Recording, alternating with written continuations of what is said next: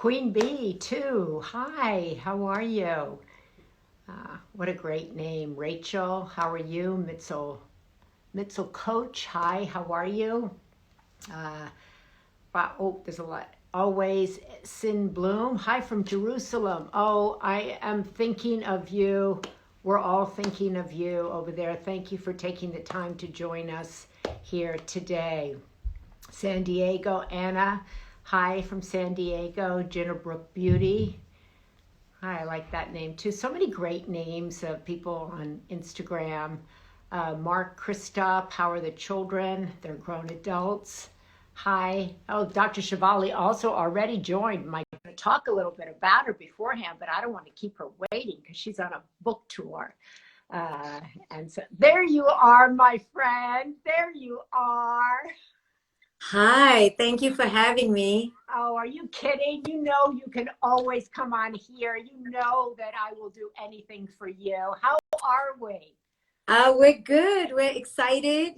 Always with the birth of a new project, it's exciting. Yes, So I'm it very is. honored and humbled that people are buying my new book and sharing it. And so I'm just always in such a position of gratitude to you too. Oh, well, listen, I'm so happy for you. Dr. Shivali has written this new book. It's called A Radical Awakening. Turn pain into power. Who doesn't want to do that? Embrace your truth. Easier said than done, but who doesn't want to do that? And live free. So let me ask you, Dr. Shivali, and we've spoken many times before. We're friends. I'm a big admirer of her work. You talked about birthing a new project, a book. It's scary, right? It's scary to birth a new book. You feel really, I can speak for myself. You feel scared. You feel vulnerable. You feel like there's that moment of like, is anybody going to like what I did, right? Yeah, it is a setup for getting yourself into a labyrinth of insecurity. Yeah. And that's why I just was telling a friend that all day I've had to center myself into my why.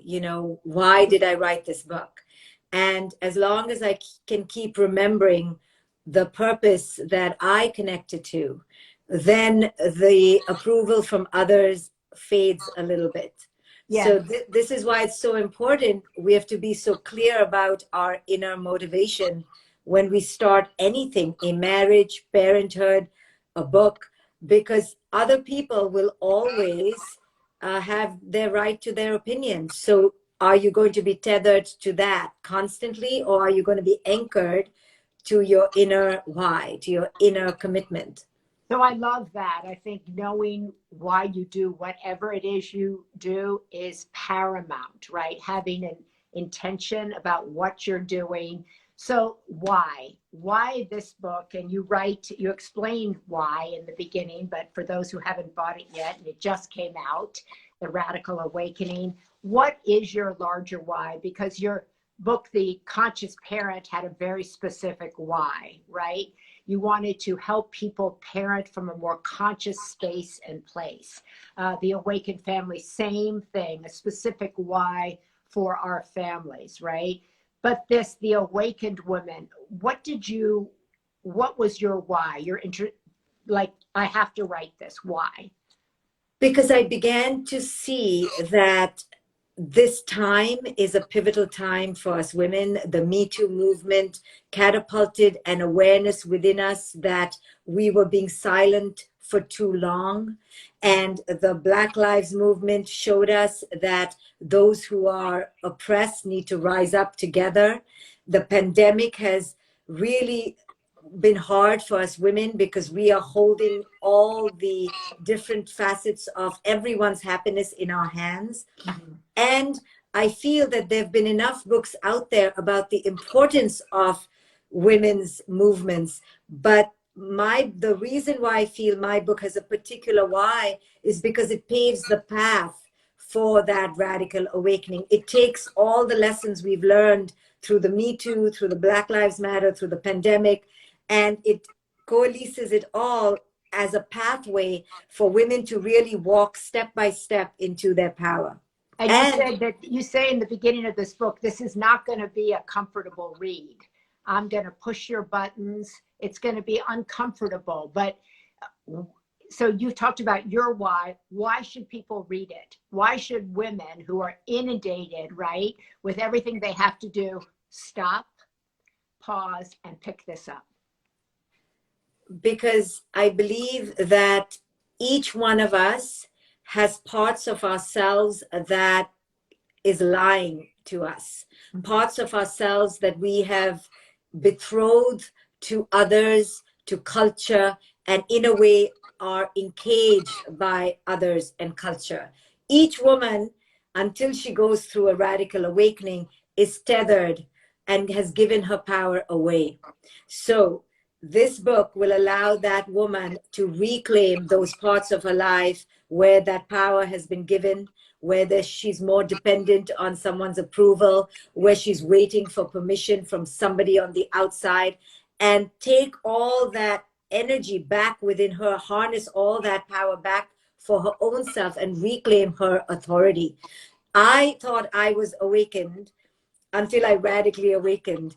And the reason why it's an uncomfortable read is because the radical part of the awakening process, according to me, is when we fully take accountability for our co-creation in our mental oppression. And in Say any more about that. Say more about that. We take responsibility for our own creation, our own co-creation. What do you mean by that exactly? That every mental or emotional experience we have, I'm not talking about physical enslavement, because sometimes, you know, if I'm raped on a run in Central Park, I didn't co-create that moment. I co-create every other moment, but not that moment. So what I mean by co-creation is that for every mental and emotional experience we're having, we are bringing to it very unique dynamics from our childhood that are literally weaving the experience needle, thread by thread. We don't see it because we're asleep to ourselves. We believe the other is doing it. We can see everyone else's needles because they poke us, but we don't see how our needle is interweaving with their needle to create the tapestry of our emotional experience. So that's the co-creation.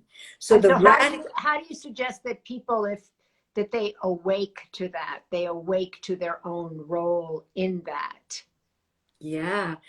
Well, after enough pain in their life, you know, this one left me, this one lied to me, this one betrayed me, my kid is not obedient or cooperative, with enough triggers, I hope that we come to the rock bottom moment. I talk about that in the book, where we realize that maybe I need to change and I need to look at how I am part of this life.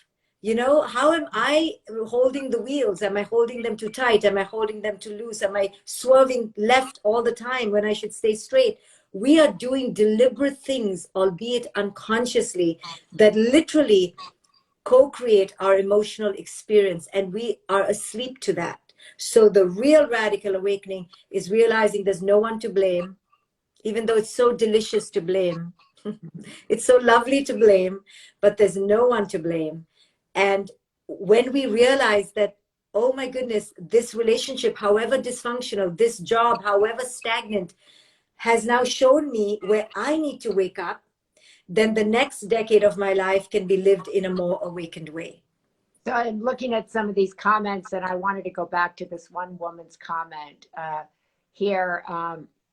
Awakened Photos by Jen. She was saying, this is so true. I'm just starting to realize how events in my childhood have created my adult path. And that's something that you write about in the opening chapter. Explain to people, just as best you can, Dr. Shefali, about how things in our childhood that we don't resolve, that we don't pay attention to, have a way of coming up in our adult relationships. I did not get awakened to this until later in my own life, trying to connect the parallels, but give people a chance to understand how to connect the dots. Well, when we were young, you know, we are innocent and we are absorbent like sponges.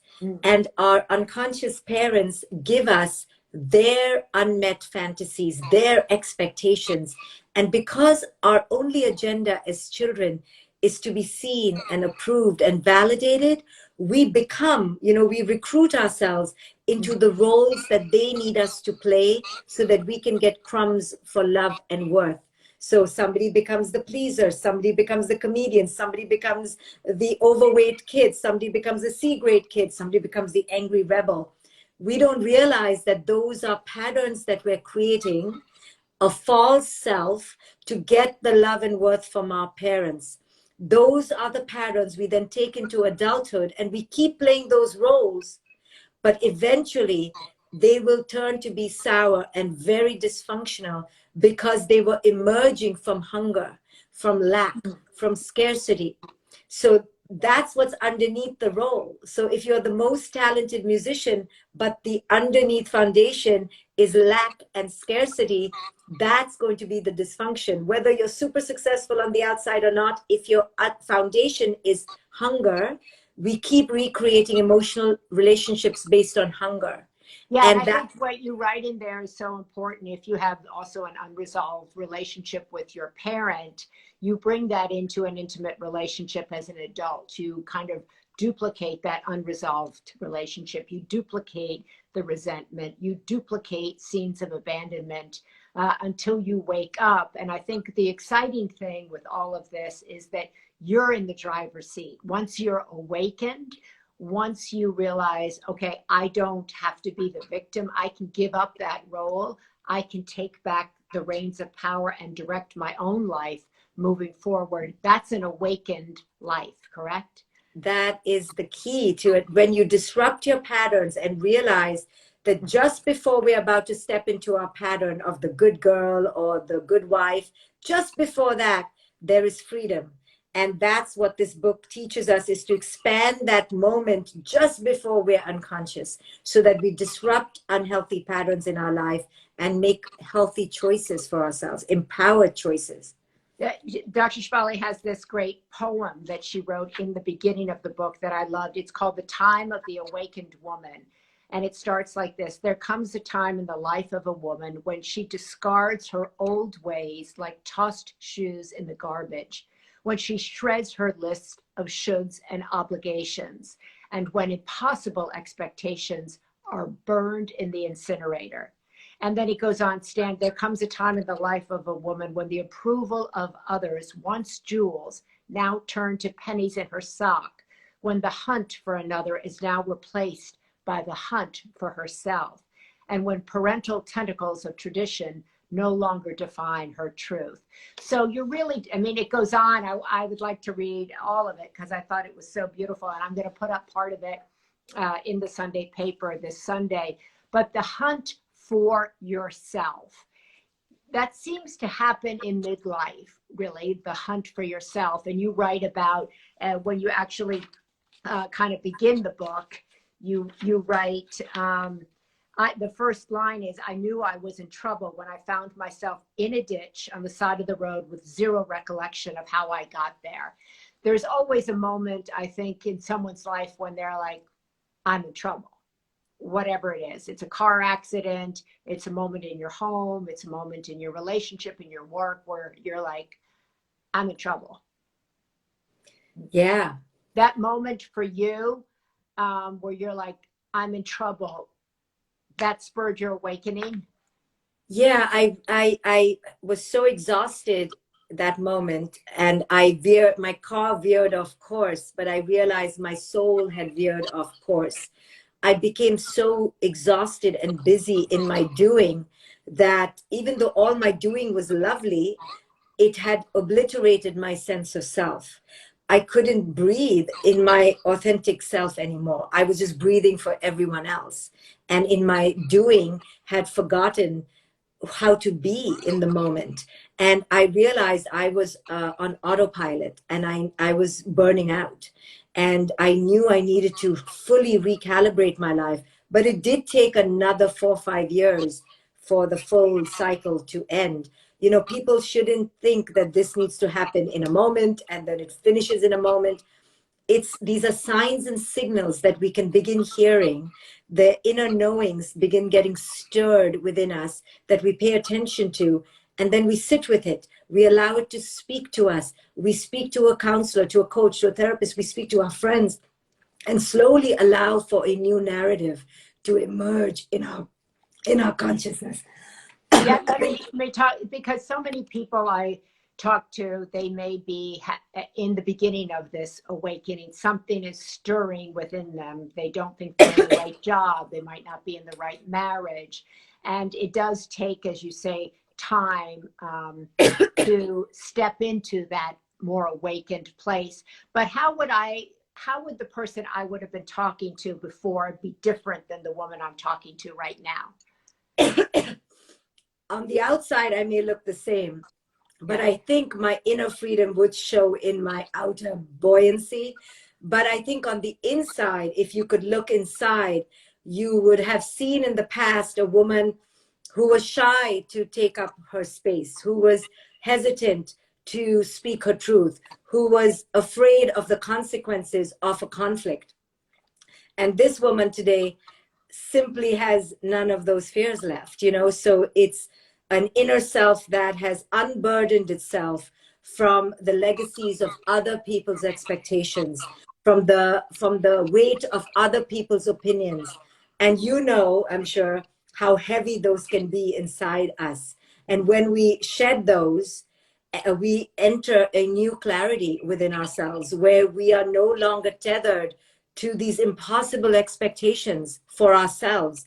We're grounded in a sense of worth that is okay being simple, being ordinary, being just average, you know. And people get so afraid of the word average. And what I mean by that is just okay, just fine. You know, Winnicott is this famous psychologist, and in psychology, he talked about the good enough mother. Yeah.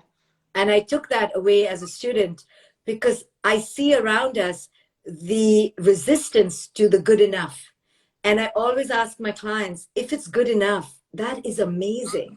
You know, when did good enough stop being good enough? And we women in particular are plagued by the curse of this perfectionistic ideal of an impossible standard that we've lost any idea of what is good enough.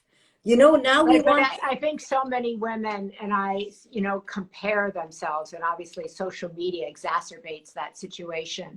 But I think they may even look at you and you're putting out book after book after, seminars and this and that. And they're like, that's a human doing. That's not a being. She's, putting out books and, she's telling us how to parent, how to be in a family, how to be an awakened woman. There's this and that. Like, I can't compare with that. How is that being? Right. So when the outer is aligned with the inner, it's a different flow. When the outer is disconnected from the inner, then we're going to be in trouble. Then we're doing for accolades, we're doing for trophies. And there was a time in my life, in my early 20s, that I did for accolades, I did for trophies. And like I said at the beginning, the way I keep myself centered is the alignment with the why. So even though I look like I'm doing, I make sure that my doing is really flowing from a deep well of purpose, of inner connection. So that's why I can keep going, because it's not work for me. It's just pouring out of me. So the first step is not to compare with how it looks on the outside, because somebody can garden all day, and that's as much an alignment as somebody who cooks all day. So people shouldn't get enamored by people who are on social media or celebrities. They need to. I want to just interrupt you because these questions are coming in. This Awakened Photos by Jen. I think she has a really good question here. How do we learn to trust our inner voice, our inner awakening after abuse? I think that so many people, obviously experience abuse. They experience gaslighting. They don't trust their own awakening. They don't trust their own intuition. They don't trust their why. I know, because the person we were before we entered that abusive relationship was already lost to the self. I said in this book that we don't enter a relationship and then get lost. We entered the relationship lost. And then that dysfunctional relationship abducts us So after abuse, we have to now go back and heal. It's true that we don't trust ourselves after an abusive relationship because that relationship has helped massacre an already decimated sense of self, right? We were already this small and that relationship just squashed us. So it takes time to heal. You have to give yourself the solitude and the space to listen and honor and have your own back and take your power back from that perpetrator and learn to nurture yourself. It is an odyssey of self-love that you have to go on, especially after an abusive relationship. That's a beautiful answer. People talking about, and I think that circles back to what Dr. Shivali was talking about, is understanding the false self that might have been created in childhood, and how until we resolve some of those situations, we replay them out in adulthood, be they in our marriages, our relationships, our work situations, and that we're capable, once awakened, to step back and heal, and then build up our confidence in our own intuition, like that you're in our gut. And whether, and then there's going to say the same, somebody's saying here about trauma. The questions go so fast. Divorce for love. I was going to say the same, healing, that trauma first came and you get your power back. I think that's really important thing. And that's really what I think you're saying with this beautiful book. I love that you say it doesn't have to happen in a second, that it can take you a while. I think we all, come down hard on ourselves. Like, I know this is wrong. I should be out, but I can't figure it out. And it's to go slow, to be kind to yourself, and to, once you begin to awaken, there's no going back, right? Yeah, you can't, once you awaken, you simply can't go back. But that's also traumatic because you're leaving a whole way of life behind you. And sometimes the people who were in that old dynamic don't want to come with you on your new journey. So Yeah. you have to honor that grief, release it, and honor yourself enough to know that you'll be okay on your new path. Other people will come and new opportunities will come, because people feel nervous and alone that they're leaving a lot of people in that unconscious state behind. But that's part of the process. To evolve into the new, we must leave the old. And that's tricky for people sometimes. That's where you find how brave you actually are. And I intrinsically believe that we're all way braver than we give ourselves credit for. And that you just have to keep reminding yourself, if you're on the path towards awakening, you will be okay, because you're already brave to realize that. What is your hope, Dr. Shivali, for people who read this book, be they women on the path, be they others who love women, who might be going on a path that someone doesn't understand? I think this is a good book for anybody to read, whether they're seeking awakening or in partnership with someone who is awakening.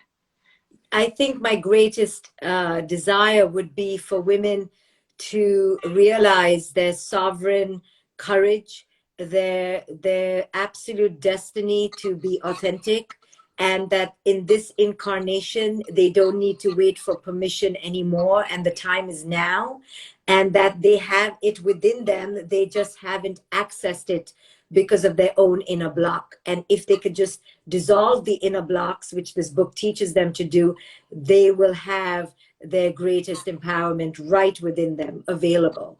You said dissolve their inner blocks, which this book teaches them to do. That is some really tough work, dissolving your inner blocks.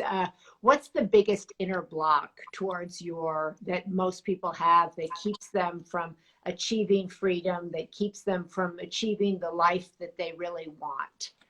I call it the pill that kills. And it is our belief, our misbelief, that we are unworthy.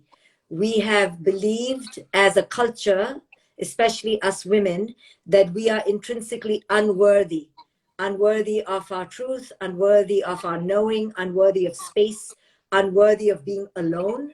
And this block is the biggest block that keeps us from living a liberated life.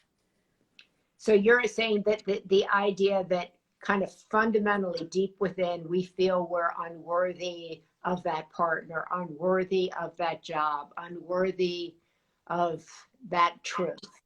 Unworthy of all those things, unworthy to leave an abusive relationship, unworthy to get into enlightened partnerships, unworthy to find our truest self.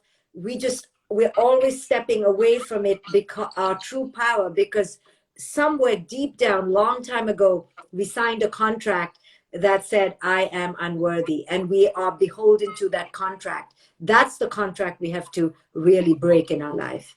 Do you think that we're seeing this on a kind of a collective national kind of level, that everybody feels somewhat traumatized, somewhat, and they're awakening in a way coming out of this pandemic to a new reality, and they're really unsure of how to navigate it? I think so. That's why this book is, in a way, very serendipitous, because there's been so much pain. And that's why I talk about pain is the portal. When there's so much global pain and we're forced to sit at home like we were, we have to confront the self. You know, this has been such a portal. And I think it's caused unrest, it's caused PTSD, because we are now in the birthing canal. We don't know how we're going to emerge. Are we going to go back, or are we going to go forward? But this is the opportunity now to truly break free from the dysfunctional patterns, because we were not healthy before, and truly now rebirth into a new state of health and well-being. That is so beautiful. So I want everybody, if they can, to take a look at it's called A Radical Awakening, Turn Pain into Power. Just think of pain as the portal. I think, as Dr. Shefali said, I love kind of the analogies, the alliteration of that. Pain is not, we're all afraid of pain, right? But pain is a portal, you know, birthing yourself through the pain portal into awakening. That's such a beautiful thing. But embrace your truth, whatever it is. You know, it's not, whatever your truth is, it can't be that bad, right? Because everybody's truth is messy, right? And then live free. And that's on the other side of pain, you're saying, is the gift of the portal of pain to awakening is freedom, right? Yes, because in that portal, you're shedding all the tethers to all the lies we've been told and all our beliefs about our unworthiness. So in that portal, you shed that and you emerge lighter and more liberated. Dr. Shefali, I know you're like everywhere, and I know you're back-to-back interviews and stuff. So I want to thank you for coming on here. We're going to post the poem in the Sunday paper. We posted an excerpt from the book last Sunday, and we'll also hook into this conversation again. So I wish you so much luck with this. I love your why. It's to Thank help you. us all awaken and meet each other in what I call the open field, a place out beyond expectation, shame, guilt, fear. We'll meet you there, no questions asked. So I think that that's a beautiful thing. But in order to get there, we have to be brave enough to go through the portal of pain. And having done that myself, I'm here to tell you it's painful, but the not doing it is even more painful. And yes, yes. Maria, thank you for having me and always supporting my work. I'm humbled and indebted. Thank you very much. Thank you, Dr. Shefali. God bless you, and good luck with the book. And thank you for once again teaching us, guiding us forward into our own awakening. I love that. A radical awakening. It isn't going to be comfortable, but it's going to be good on the other side. It is. Thank you, guys. Thank Thank you. you. Thank you. That is it. A Radical Awakening. She has a lot of great blurbs on the back. Eckhart Tolle, Alicia Keys, Marie Forleo, Gabor Mate. So there's a lot of good blurbs here. There's a lot of good work in here. And what I think is always the great takeaway is that you yourself have the power to redirect your life however you choose. And when you redirect your life, when you heal your life, that's the best way to heal the world. Because if you go out into the world with care, with compassion, with love for yourself, you already have it for others. It just works that way. And when we put love out into the world, that's the biggest single transformation for the world. So I hope all of you will. The book, what's the book called? It's called A Radical Awakening by Dr. Shivali. She obviously has other good books as well. If you're not on the Sunday paper email list, I hope you will subscribe to the Sunday paper. The link is in my bio. Every week we come to your inbox with insight, information, and inspiration.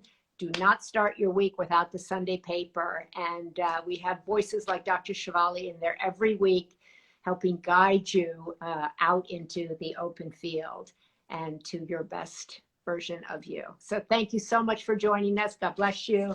Happy midweek. Happy hump day. See ya.